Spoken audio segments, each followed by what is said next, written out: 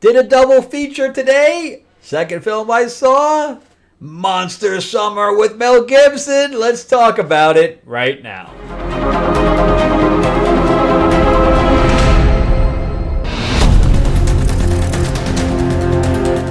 Welcome back to the channel, everyone. Thank you so much for spending time with me as we rant about movies, comic books, and television shows, as well as the occasional board game. My name is Frank Zanca. I am your host. I'm an award-winning screenwriter, novelist, and comic book writer, as well as a filmmaker. And yeah, when it comes to comics, we did just get our vampire mob set in 1950s Hollywood called Lords of LA. This is issue 2. It's a 50-page graphic novel. It's got some really good action in it. And yeah, excited to get this out to my donors from Kickstarter. But if you're interested in getting one, let me know, because I am going to probably put my order in tomorrow to get some of these things printed. I did have some typos I had to change up.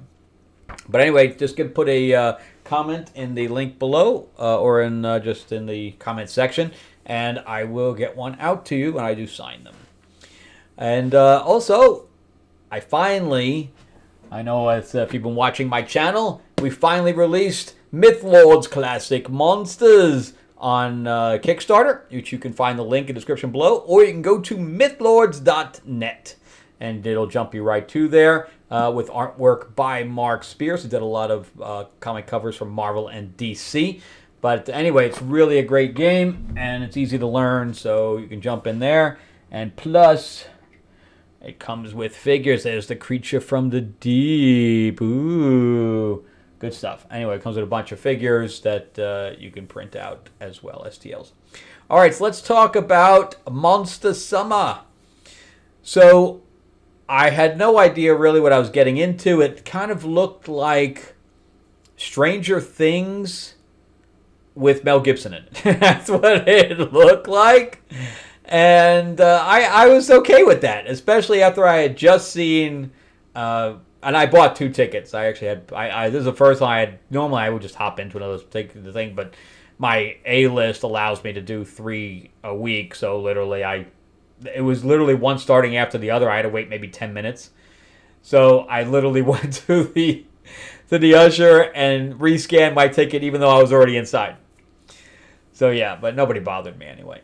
And then 2 women came in like 10 minutes in, and were right in front of me, because it was a very small theater, probably the smallest theater they had. And they took out their phones. They came in 10 minutes late, were disruptive, and then took their phones out. I'm like, oh, please, please, don't make me freaking say something. And thankfully, they put it away. So, whew.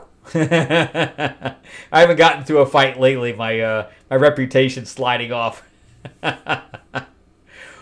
But anyway, that's what it looked like, and I was in the mood for like a fun movie, especially after the heavy plot of Whitebird. I was looking forward to jumping into this one. I like Mel Gibson. I've been a fan of his ever since Lethal Weapon, Braveheart, all that stuff that he's done. But I was right. But it was more like a Goosebumps movie. That's what I would think. That's what I just more felt like after I watched it, was a Goosebumps movie more than it did Stranger Things. And this was about a boy whose mother runs a bed and breakfast, even though they never really say that. There's a whole bunch of people living in their house, and she's charging them, so I assume that she's running a bed and breakfast. And his father was a journalist. And he traveled all over, and the kid was enamored with the adventures that his father went on. Of course, he put his father on a pedestal, but I guess one of these adventures did not turn out well for him, and the father was killed. So he and the mother are going through this grieving process, even though it's been over a year or so. I think it was 2 years. So he has this hole for a father figure in his life, and his mother's always working and can't make his baseball games and things like that. And he has a little team of people that are on his baseball team. And one of them is Ben, so his name is Noah. And then there's Ben, and I don't even remember the other two's names. Because the other two's acting was not good. So Noah's acting is amazing. Really, really good stuff from him.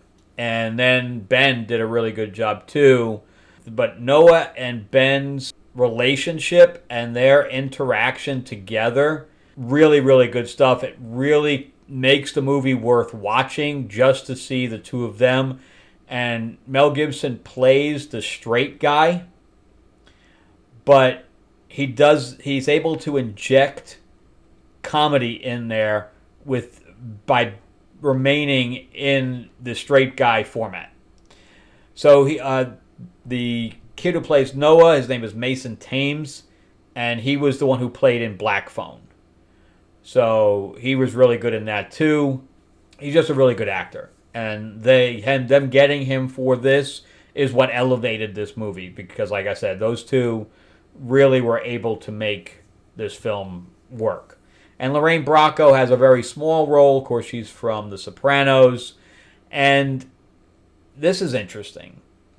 David Henry is the director on this. David Henry is the one who played the thin brother in Wizards of Waverly Place. So he doesn't have that many directing credits because he's an actor. In fact, he just played young Ronald Reagan in the Reagan movie. So he's still acting, but I guess he took this gig. And I'm not sure if this is taken from a book, but it feels like it's taken from a book. But it was written by Brian Schultz, who I believe is the son of Charles M. Schultz, or some kind of relation. Because if you look at his credits, it's all Peanuts. It's all Snoopy, Peanuts, all this stuff. So and this is the only thing non-Peanuts that he's written. The same thing with Cornelius Orleano. I don't know if I said that right or not. But they're both, I assume that they're like a writing team, but everything that they've done together has all been Peanuts and Snoopy and stuff like that. But I really enjoyed this film. Like I said, some of the kids, maybe it's the executive producers that they had to put their kids in it or whatever, but this is straight an independent film for certain. When I looked up the production budget online, it came out like $200 million. There's no way. Like I said in my previous thing, when I watched, so I watched White Bird, which was a $40 million film that from Lionsgate that's been just thrown to the wayside without any kind of marketing, nothing. It's just been thrown out there. And that one had like a 7-minute credit. I mean, you can see the amount of credits. That was done in the Czech Republic. And then they had a New York division. So they had two different divisions. This one had an Atlanta division, and I think it was North Carolina, either North or South Carolina. So it had two different divisions, so they didn't hire, they flew a few people out, and they just hired local people. But the credits was only 2 minutes long. So they had a very, very small crew in comparison to White Bird.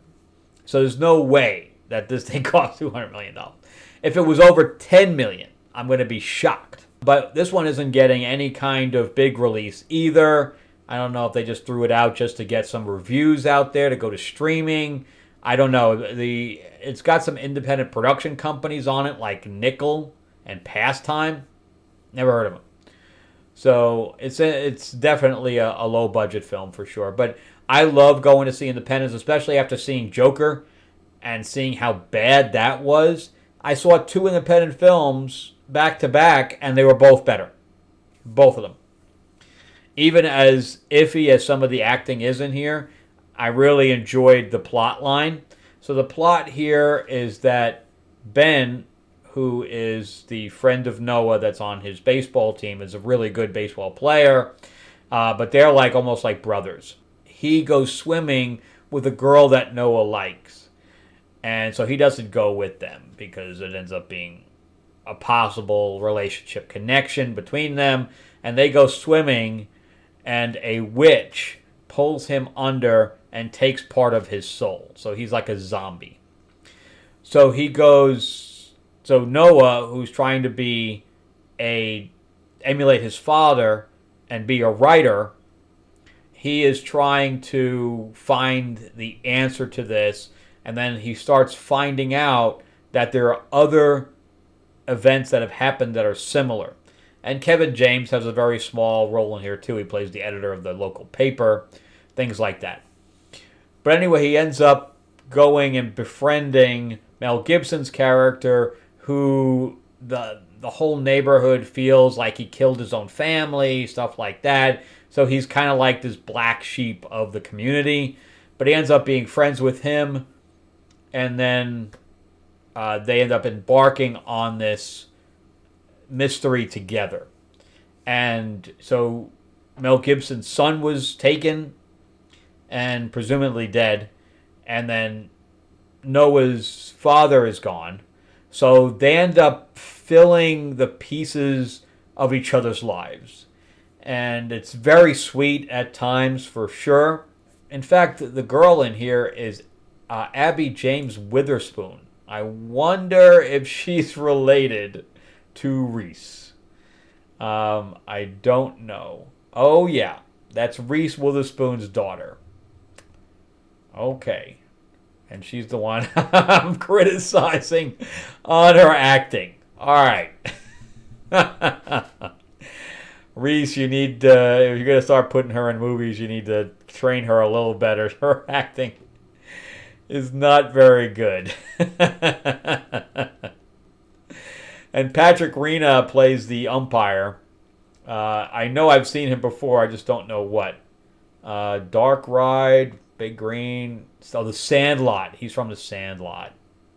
He's also from Glow and Bones. Okay, yeah, he looked really familiar.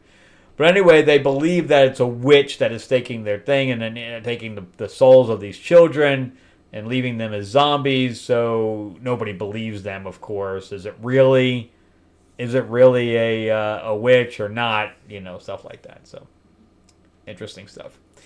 I really liked it. I would probably give it like a 7.5 out of 10. It's just a fun movie. It's okay for children. There's no blood or guts or anything like that in there. And I would not really young children, but, 10, 12, whatever. So that's it for me. Thank you guys so much for watching. I greatly appreciate it if you watched all the way through.